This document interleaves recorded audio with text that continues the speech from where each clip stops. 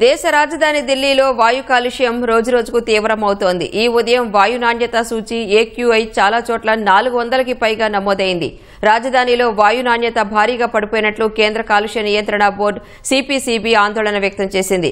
సిరి ఫోర్ట్లో 495, Wazirpur 447, Bawana 441, ముందాకా 426, జహంగీర్పురి 422, Chandni Chowk 419, ITO 418, Ashok Vihar 415 AQIలతో అత్యంత ప్రభావిత ప్రాంతాలుగా ఉన్నట్లు పేర్కొంది.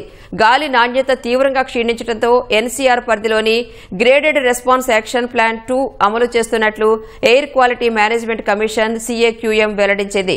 కాలుష్య స్థాయిలను అరికట్టడానికి పలు ప్రాంతాల్లో వాటర్ స్ప్రింక్లర్లను మోహరించినట్లు అధికారులు పేర్కొన్నారు. నగరంలోని పలు ప్రాంతాల్లో కాలుష్య స్థాయిలు తీవ్రమైన జోన్లోకి ప్రవేశించినట్లు ఆందోళన వ్యక్తం చేస్తున్నారు.